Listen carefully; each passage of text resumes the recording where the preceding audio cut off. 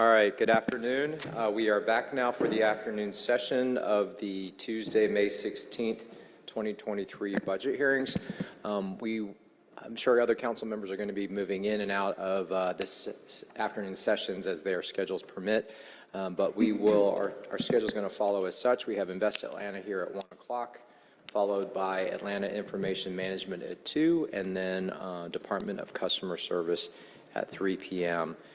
With that, Dr. Clementich, I'm going to hand the floor over to you, and if you'll introduce your team, the floor is yours for your presentation. Thank you. Thank you, Councilmember. Yes, my name is Dr. Eloisa Clementich, and I am the proud president and CEO here at Invest Atlanta. And with me to my left is our Chief Financial Officer, Nino Cepeda, and to my right is Noah Downer, who is our Senior Vice President of Economic Development. And together we're going to present our budget requests for the next fiscal year. Before I begin, I just wanted to highlight, no one is sure exactly, unless no one has, last time I checked, the crystal ball to know exactly what's going to happen with the economy in our future. But what I can tell you we're seeing is uneasiness in the market and a tightening of credit and access to, a tightening to financing for a lot of our small businesses. Hence, as a result, what we are so excited about at Invest Atlanta is you're going to hear from Noah, get more specifics on what programs we are tailoring to ensure that our businesses not only survive but thrive over whatever economic downturn will approach us in the future.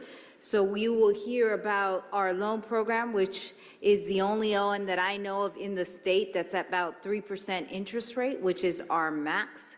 Our commercial facade improvement to help businesses both internal and external, and also our down payment assistance. So what we want to do is ensure our businesses continue to thrive in our city. And again, Noah will touch base more on each of these. So as we've talked about, Mayor Dickens has really set for us the direction for the city, and not only for the city, but at Invest Atlanta. There are 4 main pillars within the Mayor Dickens administration that we have really aligned to, including the work of our economic mobility strategy, which was approved by this council. And so the 4 areas that we specifically are really going to focus on is a city of opportunity, a city built for the future, and then obviously we have a little bit of work in one safe city and effective ethical government. Overall, Invest Atlanta has been very successful last year, so we'll not deep dive into the results of last year, but just as a highlight from last year, over $264 million. So we will continue to do all we can to create programming that's going to drive increased investment to the city. And the number I always like to highlight for folks is what our total economic output, because people often say, well, at least it's great that you have this investment, but what are the impacts to the city? And so we measure that in terms of loci and in-plan, which looks at both direct, indirect, and induced, and that results from those investments are over $2.4 billion as a result of our activity. In terms of new jobs, so total jobs that we've brought is over 10,000, but net new jobs are 4,795, and Noah will talk a little bit more specific. The number that I just want to highlight is what we've talked about as a result of our economic mobility strategy is our disinvested neighborhoods. Based on 23 national metrics, we looked at the city and said, where do we need to spend and focus more of our attention?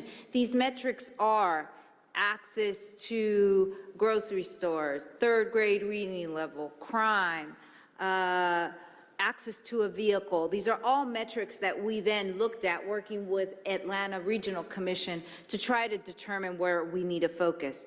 And as you see, our focus area is really that red and orange part of the city of Atlanta. And you will see for the first time that over 45% of all of our programming fell within our disinvested neighborhoods. So very excited about what this means in terms of impact to the city, about moving the needle, about addressing economic mobility in our city, and where our continual focus will be for the next 4 years. And this is an interactive map. I'll ensure that everyone gets a link to it. If you ever wanted a deep dive, you can be able to look by program, by district, whatever information you would need. So as a reminder for those that are watching, Invest Atlanta, I like to say there's two sides of the house for this next fiscal year. If you notice, WorkSource Atlanta is not a direct under the house, we like to say, but it'll be a good neighbor house. They will be in the Department of Labor now, which we will continue to work with them, as we know they're a crucial partner for the success of our city. But at Invest Atlanta now, there'll be a focus on both economic development and community development. And so for today's conversation, Noah's going to focus solely on the economic development side of the house, which is our business attraction efforts. That's attracting companies to the city, our retention efforts, keeping our current businesses here, innovation and entrepreneurship, helping to grow within and these great startup ideas that we have. We have our small business loan fund and our small business outreach. That is something we will continue. Technology and international, working with the Mayor's Office of International Affairs. So what you will hear will focus on economic development, and we will leave community development for another great opportunity. But for today, we will focus on the economic development. And with that, I will turn it over to Noah. Well, good afternoon, and thank you, Dr. Klementich. Again, I'm Noah Downer, the Senior Vice President for Economic Development, and I have the pleasure of leading an amazing team in the programs and activities that you'll see over the next couple of slides.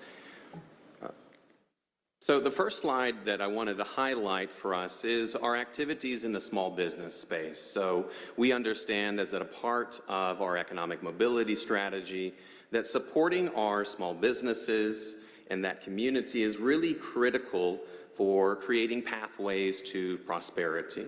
And so in 2022, we were able to support 724 small businesses with either direct financial assistance from Invest Atlanta or through participation in a technical assistance program or other cohort models that we have. So on the financial side of the house, that's $9.6 million invested in those small businesses. Now that number is a combination of both grants as well as loans that we'll go into over the next couple of pages. But these grants and these loans are providing critical funding for these small businesses as they look to grow and expand across the city. We also understand that businesses face many challenges and may not be equipped to understand what are some of the next steps as it relates to financing. Perhaps it's e-marketing, automation, or operations. So we're able to have a series of technical assistance providers who provide that direct, one-on-one business coaching for these small businesses so that they're able to better put together their books so that they can present financials for a small business loan, or that as they prepare for different grant applications, that they're able to understand the requirements of that and then properly fill it out so that they can be as successful as possible. So in terms of that technical assistance, you'll see there on the screen, more than 2,350 hours provided across those logos that you see there at the bottom of the screen. Also in 2022, the American Rescue Plan from the federal government, and thanks to this council for your support and being able to place this funding for Invest Atlanta to support these small businesses. This funding significantly expanded our reach into the small business community. And what I thought was really great about the Resurgence program was that it was new ways for us to engage with businesses, but it also taught us about different ways to market and to reach those small businesses so that we can continue to ensure that as many businesses as possible across the city hear about our programs and are able to take advantage of them. So more than $7 million deployed to 454 small businesses, and showing that equity through and as a part of our DNA. You'll see that nearly 51% of the funding going to businesses in those disinvested neighborhoods. Another significant investor for Invest Atlanta during 2022 was the Wells Fargo and our Open for Business program. The Wells Fargo Open for Business program is really focused on providing minority-owned business with tools to be able to create sustainable, long-term wealth, and primarily through the lens of securing assets. Could be furniture, fixture, equipment for their business. It also could be real estate. So because of the Wells Fargo program, you'll see there at the bottom of the screen 3 of the programs that we've been able to launch to date. These programs are incredibly successful. In fact, the Commercial Property Improvement Grant that Dr. Klementich mentioned just a few minutes ago is oversubscribed. In fact, there's so much demand for small businesses to be able to have those interior and exterior improvements to their properties so they can enhance the employee experience, enhance their customer experience, and make their businesses more efficient. I'm also really proud of the Commercial Down Payment Assistance Program that we were able to launch last year. We understand that rents are rising in many communities across the city. So how can we create that long-term path to wealth for our businesses who are renting today? Well, it's through a new program where you're able to get that down payment assistance from Invest Atlanta. As I mentioned, these programs are incredibly successful. We're monitoring them. For the Wells Fargo program, we anticipate expending the funds by the end of next year. So we will be looking for additional funding support as we understand this to be critical resources for our businesses. Last year also saw Invest Atlanta grow through our small business hubs. So these are 7 business hubs that are located in neighborhoods across the city. The strategy here was for us to get outside of 133 Peachtree. We had heard from the business community that perhaps they don't have the time to come downtown, perhaps the parking was a challenge. So what we wanted to do was to meet the businesses where they are. So again, thanks to the council for their support with the American Rescue Plan, for us to be able to open these offices. So these are offices that are staffed by Invest Atlanta staff, who are able to provide the businesses with the resources that I've discussed earlier today. It's that one-on-one technical assistance providing, it's information on the grants program, the loans programs, the webinars that we have, or different resources. We're very excited about that, and in fact, a little bit later on when we go into the priorities, we'll talk about how we'll look to continue to engage that hub. And what we're doing this year as well is that we're monitoring each of these hub offices. We're trying to see which ones have the most engagement from the business community to analyze whether additional locations would be supported. And of course, this is also a program that we would need to seek additional funding if we wanted to continue. So business retention expansion, business attraction was a point that Dr. Klementich mentioned a little bit earlier. So we also understand that growing jobs is a critical way for us to create that wealth creation for our families. So that 4,795 new jobs that were created through our activities last year. But what's most impactful here is that as an organization, we're laser focused on growing the good jobs. So good jobs are jobs that pay a living wage. They're between $40,000 to $80,000.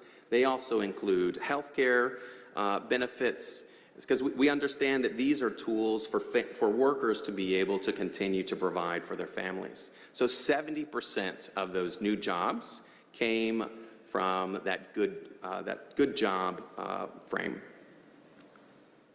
So I've talked to you a little bit about the programs that we have, but what I think is most important for me as the leader of this team is to highlight the people, because at the end of the day, the people are the ones who are driving these programs. So this is our organizational structure, of course, with the great leadership from Dr. Klementich. I'm tied at the hip with our Chief Equity and Inclusion Officer as well. And I have several leaders on my team, including Lonnie Sabor, who is our Director for Small Business Development, and Alan Peterson, who's here in the crowd as well. And you know, I'm really excited about this team, and we'll go into them a little bit more detail, because I actually wanted to not just give you this graph, but actually show you their wonderful faces and show you that it's a diverse group of folks who are incredibly passionate and knowledgeable about the field of economic development. So from Lonnie Sabor, who I mentioned earlier, who I know most people here know, Lonnie's been with the organization. Next month will be 44 years. What an incredible achievement. What an incredible story of providing counsel and guidance to hundreds, if not thousands, of small businesses and providing them with guidance and growth and, of course, access to funding.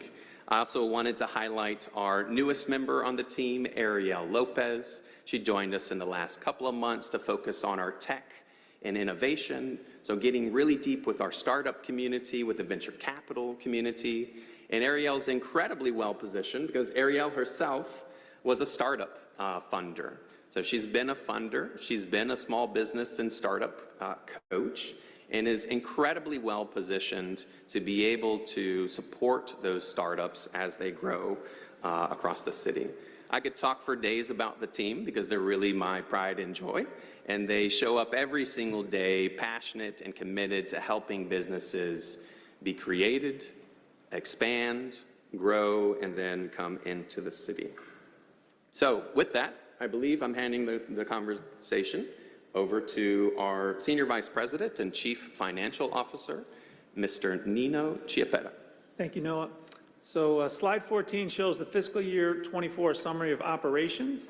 The budget trend portion of the slide shows that the fiscal year 2024 proposed budget is $3 million, which is a decrease of $500,000 compared to 2023.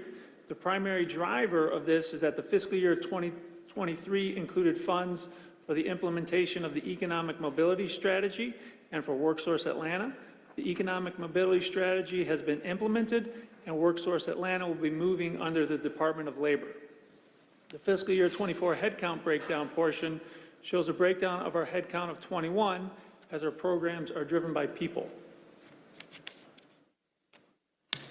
Slide 15 shows a breakdown of the $500,000 decrease in the year-over-year budget. $385,000 is related to the headcount reduction of 4 as the Economic Mobility Strategy has been implemented and WorkSource Atlanta will be moving under the Department of Labor. $115,000 relates to the general administrative costs related to the headcount reduction. Slide 16 shows the breakdown of the $3 million by major operational category and includes business retention, expansion, and small business. And in our next slide, Noah will take a deeper dive into our economic development priorities. Wonderful. So thank you, Nino. So we've seen the organizational structure, we've seen the team, we've seen successes from 2023. Let's talk a little bit about fiscal 24 priorities. So first and foremost, you probably heard it from me the most during my introduction, is the focus on small business. In respect of everyone's time, I'll probably keep this a little bit more high level, but happy to go into details about anything that's here. So for small business, the goal that we have for this year is to be able to consult with 10% of the businesses that have a business license in the city of Atlanta. And you may say, Noah, 10%? What does that really mean? Well, 10% is almost 2,000 businesses. So we're talking about providing business consultations, that's 35 per week, where we're sitting down with these businesses. We have an intake form where we're understanding what their challenges are on the front end.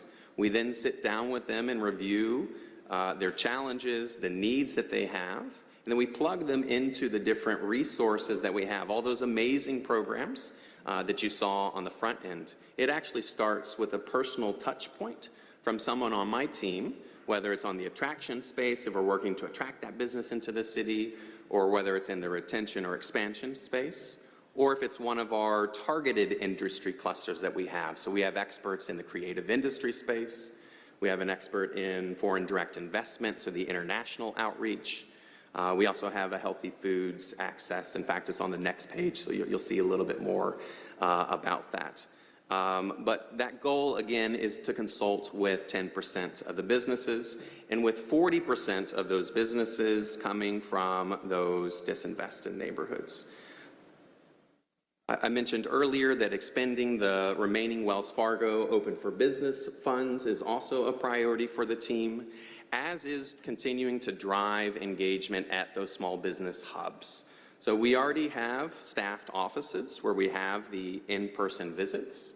In the last 6 or 7 months, we've kicked off in-person monthly business mixers. So this is where 60 to 100 businesses get together and are able to talk amongst each other, because that's almost as important as hearing from us what tools. It's also to meet an entrepreneur or a small business who's going through the exact same challenge that you are, or who's perhaps already gone through it themselves and are willing to give you that advice and guidance. It's also where partnerships can potentially be formed as well.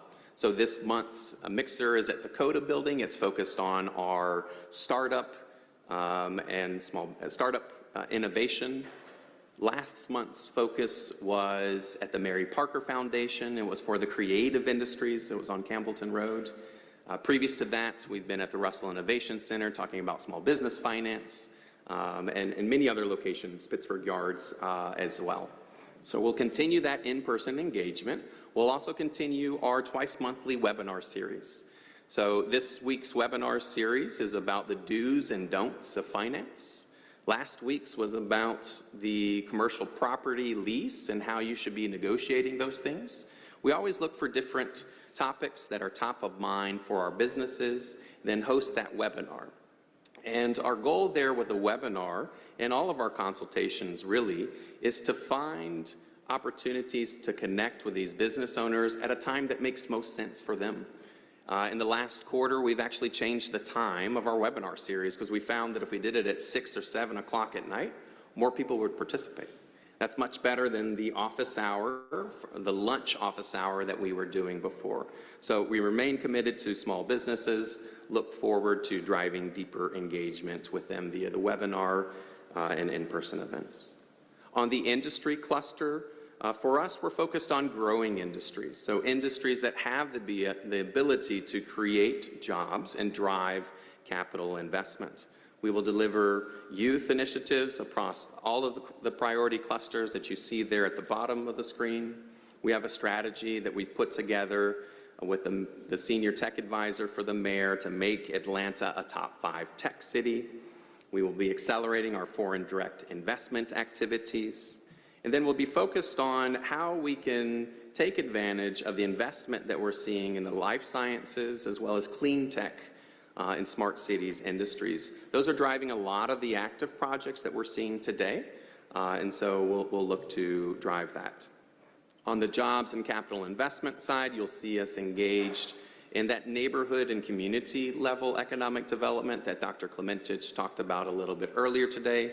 That includes active participation in the Choice Neighborhoods application that Invest Atlanta, along with Atlanta Housing, submitted to HUD. In fact, it was last week that we had the site visit. You'll see us focused on Centennial Yards, just understanding that there's a lot of dirt that's moving there and a lot of opportunity to engage with the attraction of businesses to that area, as well as the mayoral neighborhood priority neighborhoods that we're participating as well. So you'll see the wins list that's there, 30 wins, a goal around 10,000 new jobs, as well as 1.5 thousand of that being good jobs.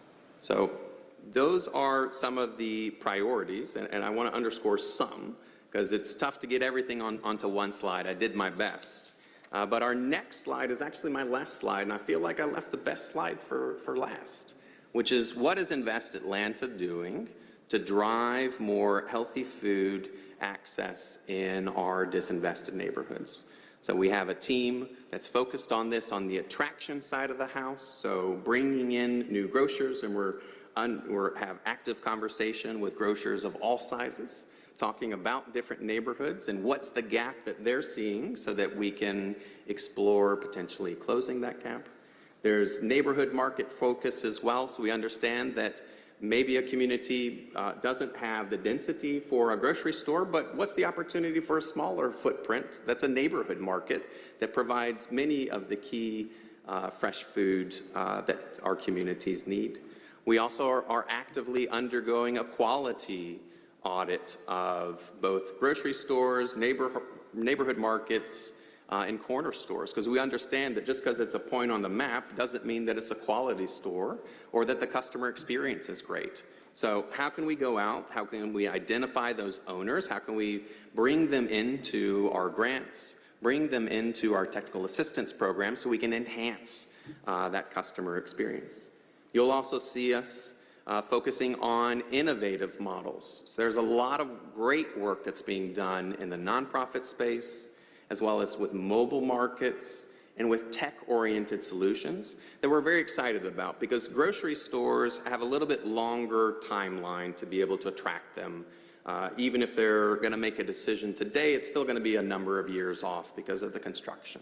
So what are some of the things that we can accelerate and bring that much quicker to market via that innovative models? And of course, we'll continue to get out there to identify, which we've already done, but promote sites. How can we create those community market profiles and actively share those sites and opportunities with grocers and developers? And how can we go out, not just meet them one-on-one, but also go to major trade shows where they are located? So very excited about this strategy, this focus for us, as well as the overall strategy for economic development at Invest Atlanta. And with that, maybe I'll hand it back to our President and CEO for any remaining closing comments. I would just add, thank you, Councilmember Overstreet, for all your leadership on this grocery. And I know we have an exciting piece of legislation before you that was introduced on Monday. So thank you. And other than that, turn it over. All right, thank you for your presentation. I want to acknowledge we've been joined by Councilmember Liliana Bakhtiari as well as Council President Doug Shipman. With that, I will open up to questions from my colleagues or comments or feedback. Anybody? So as they wave at each other.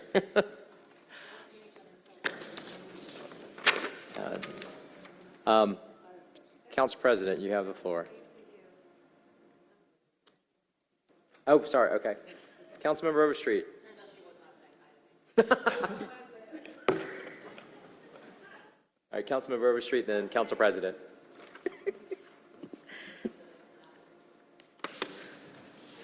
So thank you. So sorry I missed the beginning, but I definitely will go back and look. But I feel like we've really been keeping in touch over these last few weeks, working on these initiatives that you ended your presentation with. Extremely important to me because that's community development. I just feel like after the years that we've worked through where we should try to go, we started with everyone telling us that it couldn't be done and they weren't interested in working with us, and I mean everyone. We even went out to travel for them to say it to us in our face in another city.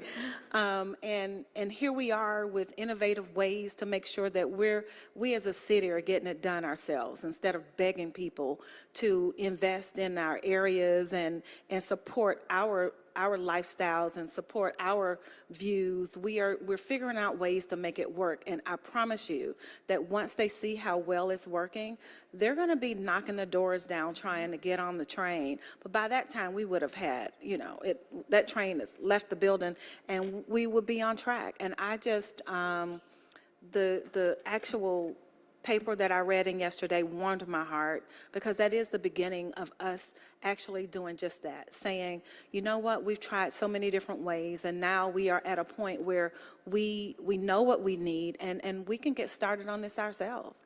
And so I appreciate that more than you know. I know I've been, a stickler and not so cool at certain times. But it's only because I do understand how deeply important it is for us to develop the communities the way we know they should be developed, and we know they deserve to be developed. People from the outside look in and they think they know who's living there and what that community is about, and they really don't. And this is saying that we do. So I support it 100%. I'm glad that it's a budgeted item, that we are, and when I say it's, I mean Invest Atlanta is a budgeted item that we continue to foster so that we can come up with these creative ways to reach in to places that are, that need us like this.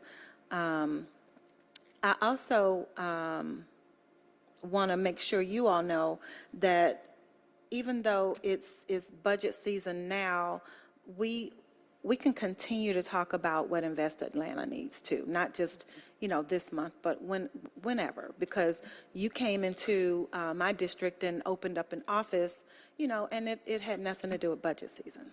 So, we're open to that as well as a council, to just make sure that you all are delivering, just like we deliver to our constituents. We want to make sure you all are getting what you need as well, anytime during the year, but especially now. So that's my my comment. I'm just so excited about our new initiative, and I'm happy to speak with anyone about it if y'all want to, outside of budget time.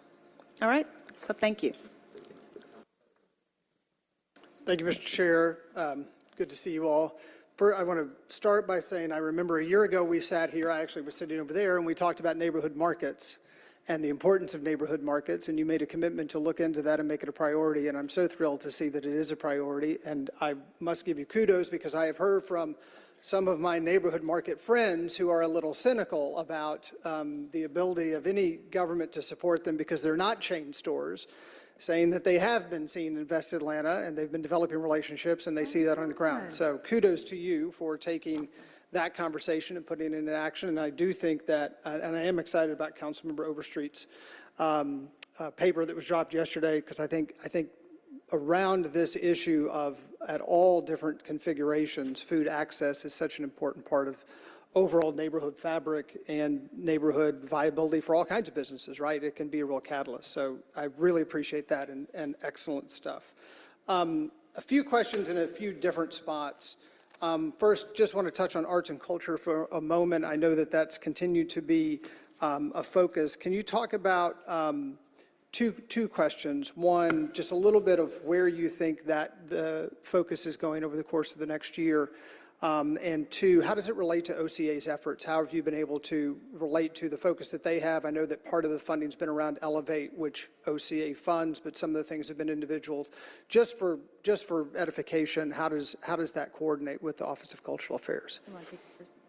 Perfect. I'll take the first question, then hand it off to Dr. Klementich for the second part.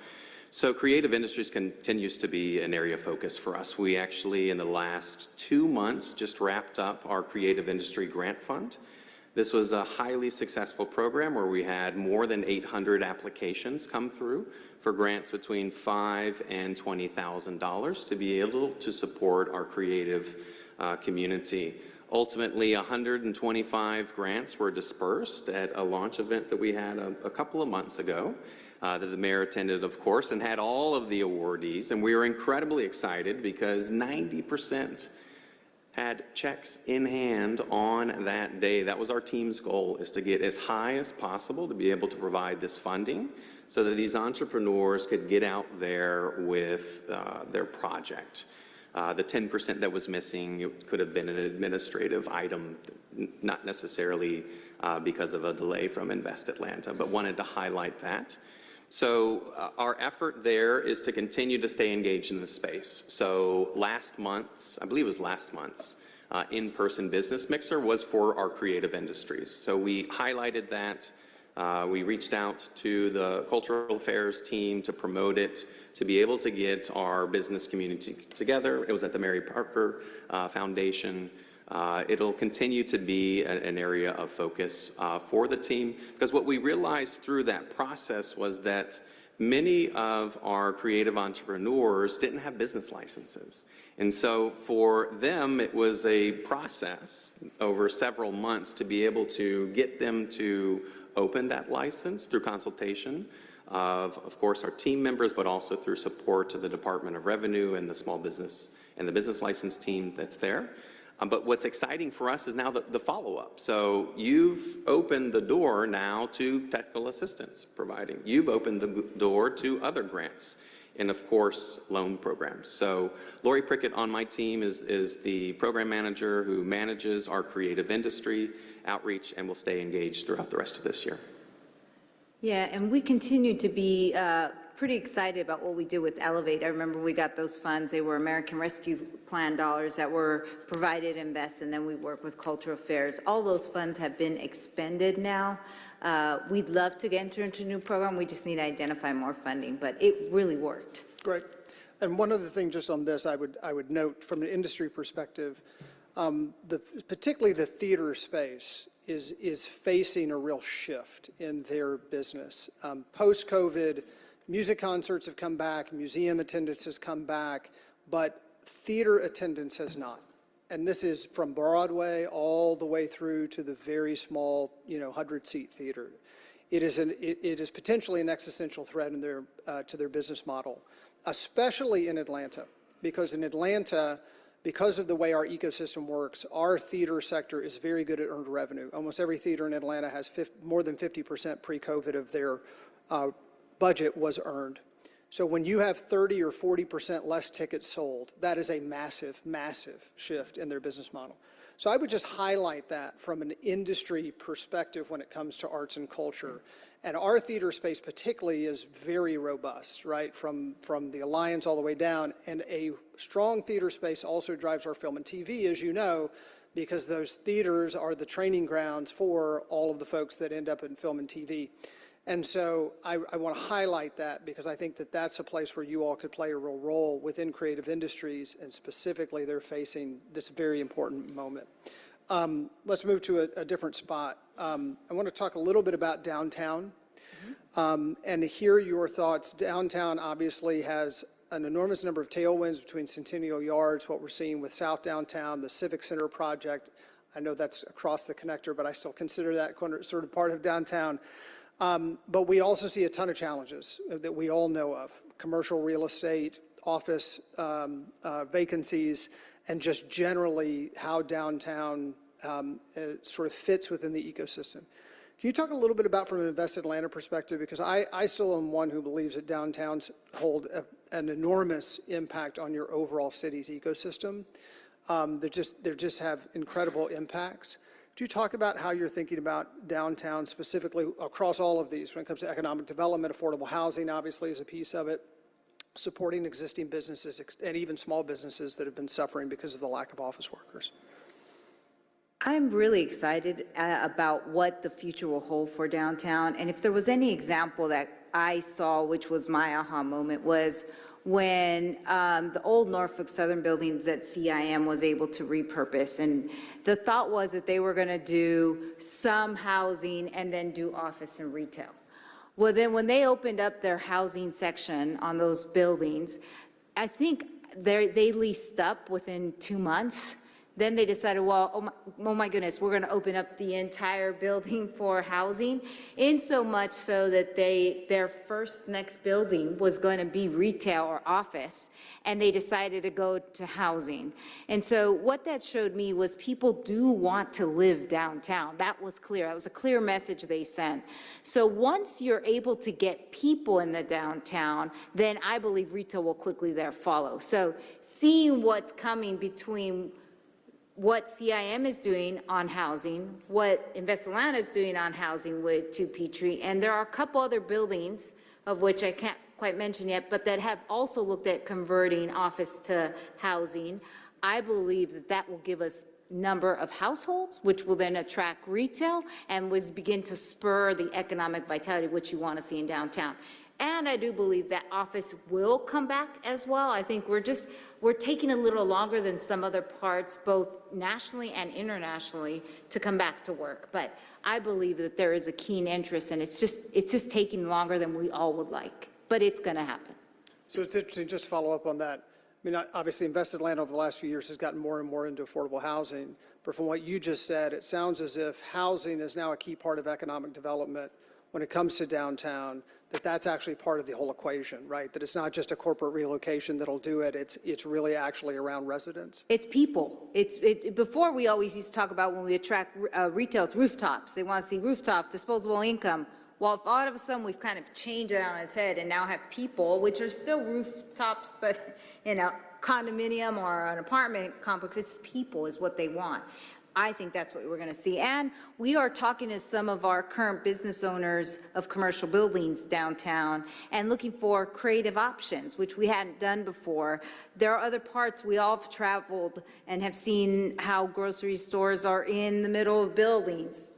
Why can't we try something like that here in Atlanta? And I think we've seen some of that in Midtown as well. So I think there's some creativity that's not happening. Once you have people have needs, retail, and are ready to spend money, I think that's going to be a key for us. One other topic, I want to talk just about TADs for a minute, and specifically East Side TAD. East Side TAD is a big one. It is throwing off $80-ish million a year projected for the next few years. East Side is a growth engine of Atlanta. It is, from a people perspective, from a business perspective, from a real estate perspective, it seems as if there's an enormous amount of momentum on the East Side. Can you talk a little bit about what you think is the appropriate use of investment on the East Side, and especially given that it is so high growth, right? It is not a part of the city. I mean, it has a lot of momentum. So what is the appropriate use for TAD dollars in that kind of environment? Most appropriate use. I mean, I'm not sure if there's like one most appropriate use, but I will tell you that what I'm seeing in the East Side TAD is that there are some parts of the TAD that are developing easier than others or quicker than others. And I really think that focused attention in those areas that could use a little bit more to spur activity is going to be very strategic for us. One. Two, there are some exciting affordable housing projects that we think is going to be important. So we want to be there to support them.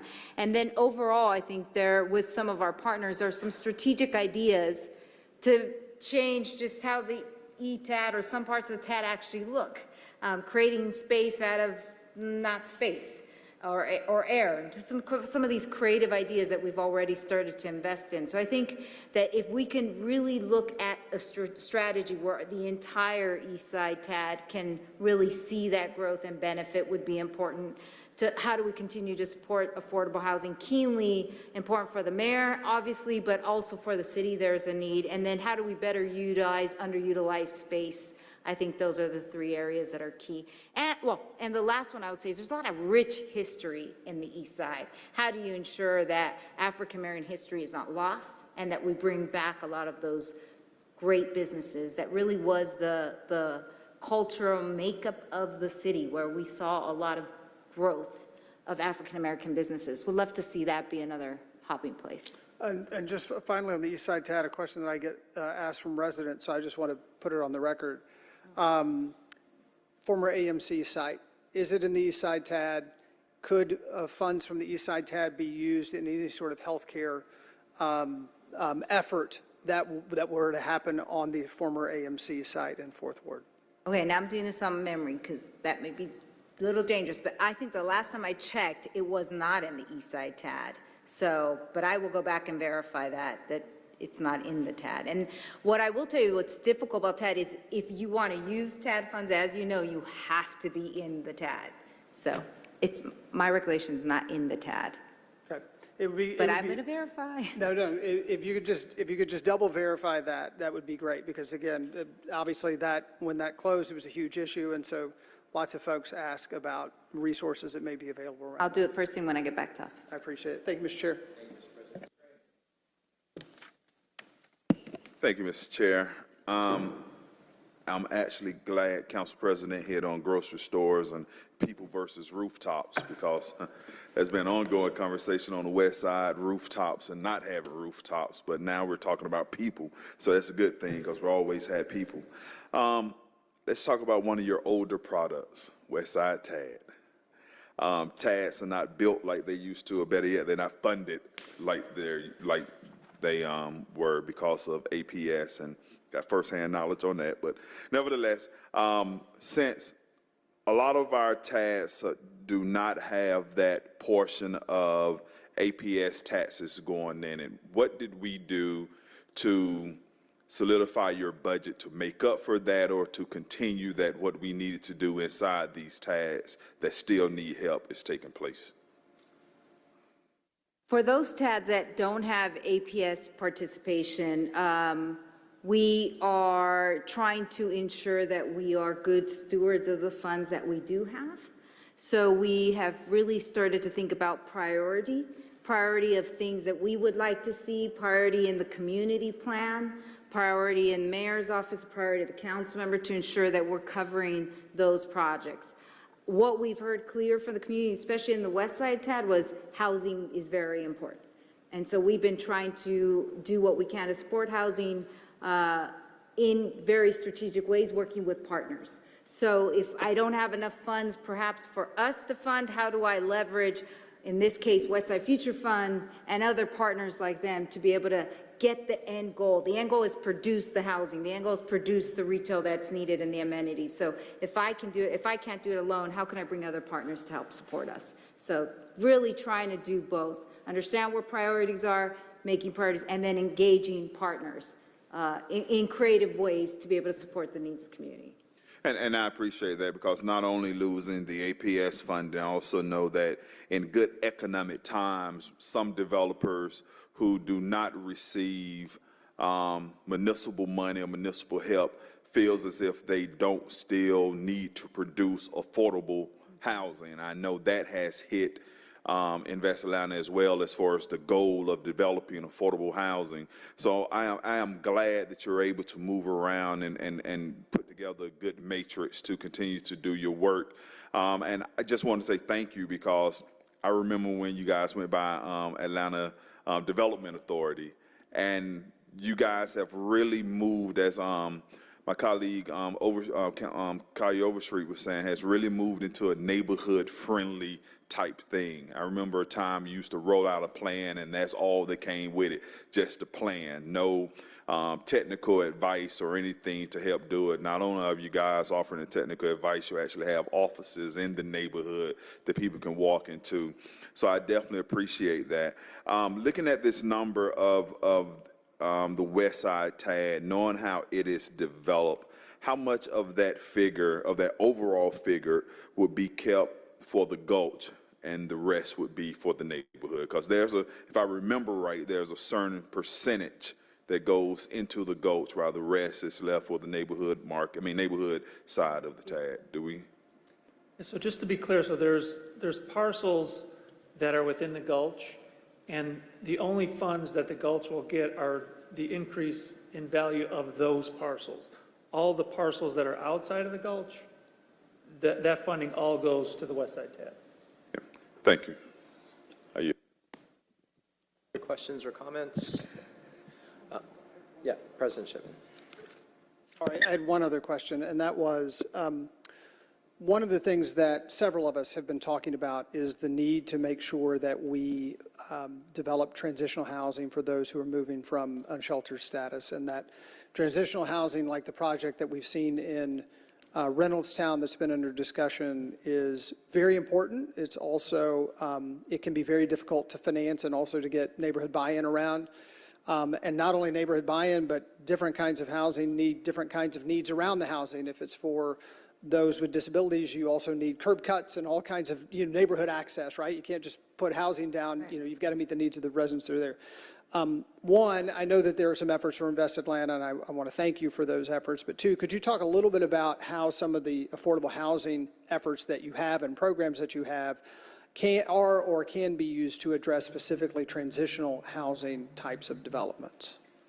So, well, now that I got the mic, can I just verify with you? I text someone very quickly, and Jennifer said, no, it's not in the ETAD. Yes. So that was my understanding as well. I just wanted to use this opportunity to help everybody. Thank goodness the memory pill worked this time. Well done, yes. So that is obviously unfortunate on a whole number of reasons, Yeah. but TADs are the way they are, and yes, it is my understanding that the former AMC site is outside the TAD, so Right. thank you. You're welcome.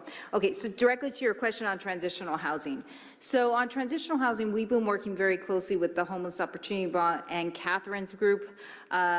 We've said there are some things we're really good at and some things that we really could rely on our partners who are much better. So we've been really relying on Catherine and Catherine's team to provide us with good advice and direction on transitional housing. So we've been doing all we can to support her and really rely on her on direction on what it is that they need. So I know that's a little bit of a vague answer, but really relying on Catherine and her expertise. And then when Catherine's have identified, we think a good project is here, we come in with our tools to try to figure out how to make it happen. So it really is a working together with Catherine following her lead.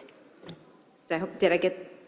No, I appreciate that, and I would just sort of underscore that I think, transitional housing is particularly tough, but it is a manageable number. I mean, I think, 1,000 units would make an enormous difference when it comes to how many folks are unsheltered, how many, people we can move into permanent housing. That's a number we can all get our heads around, right? And so I would just encourage you to continue to, and expect that others will bring it up.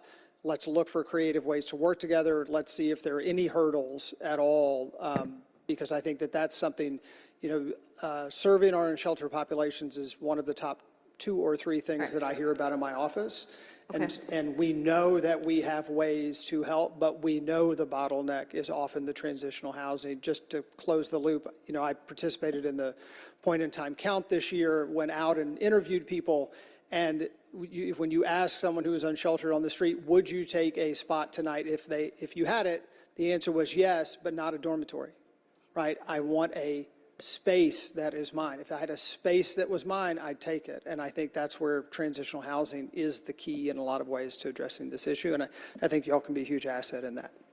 Thank you, Mr. Chair. Thank you. And am I right that I just saw that the president of council was pop quizzing the president and CEO of Invest Atlanta about TAD boundaries? And I passed. And she passed. A couple of questions from me. We talk a lot about the small business support that you provide in terms of technical coaching, investments, loan, finances, and all that. With all the talk about potential economic downturn, is there any sort of, not that there's a course out there for this, but any sort of recession coaching, recession prep? Because sometimes that's just as important as it is what you do to be able to take off. It's how are you making sure when things are slowing down that you're bracing and prepared for that as well. Yeah, so some of our courses in our outreach clearly have been recession-proof. We started to do some of that last year to try to get businesses to save. What we could see in the tea leaves was we knew something was coming. We knew there was a slowdown just because of the pressure of lowering interest rates. We knew there was going to be a tightening of funds. So we started to prepare businesses not quite knowing, how do you save, lower your debt when you can, things that are important for them, and really took them through just some ideas that they could potentially explore, but agree with you completely. And the reality, Councilmember, it could not be just necessarily an economic downturn. It could be a natural disaster. Oh, that's true. For anything. Right. Or bridge going out. And colleagues, I had to remind myself too, just so that y'all know or will recall, the Invest Atlanta investment that we make flows through non-departmental. So that's the $3 million. That's where you'll find it. And I would just, if I can, Councilmember, the $3 million is to support the economic development services. I've addressed some TAD dollars, but it's not used to do any of the TAD work. And the other question I have is on page 17. We're talking about the jobs and capital investment. That you're aiming for 30 wins, 10,000 new jobs, 1.5 thousand good jobs. I'm wondering why, given that you were at 70% this year of good jobs, of jobs created, why we're aiming a little lower with 15%? No. Because I underscore, you underscore the importance of this, and I appreciate the value. Some of the, in terms of the goals, there was a little bit of a accommodation last year, understanding that there were some recessionary pressures. We've also seen that a lot of the projects that we're managing are at a significantly smaller scope. So the McKinsey that brought 800 new jobs and was paying $50,000 doesn't exist anymore. That's the primary driver. Retention and expansion will continue to be a space that we focus on. Okay, that makes absolutely perfect sense. Yeah, and finally, just the TAD conversation. I think you've heard Councilmember Shook and I just talk about just the appropriate time to thank a TAD for its loyal service to the city and kiss it goodbye. I appreciate what Councilmember Collier Overstreet did with the TAD that was in her district this year. I think hopefully, as we claim success in the TADs, that we continue to thoughtfully wind them down and return those tax increments back to their respective agencies. And I know y'all are doing a rigorous analysis of that periodically. The one thing I do want to just add on top of that, though, is that's something that we'll be keeping an eye on as well, that as the TAD funding requests come through, is just matching up against the schedule that y'all have presented earlier, just to make sure that there's not scope creep, and that if a project that y'all are anticipating all the remaining projects in the TAD. So just you did that this past time, and I appreciate that. Just know that it's just something we're watching over here too. Yeah, and our pipeline seems to be very robust. I will say honestly, there are a little bit of movements with the economic, pressures, building pressure, supplies, interest rates. We're seeing a little bit of movement between some of those projects, so. Yeah, That more market control, sure. I can't control. Yeah, and I know that Councilmember Dozier sits on the TAD committee, so he'll be, a good person to think through that with y'all. So, any other questions or comments, feedback for Invest Atlanta? All right, seeing none, thank you very much, as usual, for all your hard work and your results. I think that is the most impressive thing always from y'all. So. Thank you. All right, colleagues, as they step down, we're going to invite Atlanta Information Management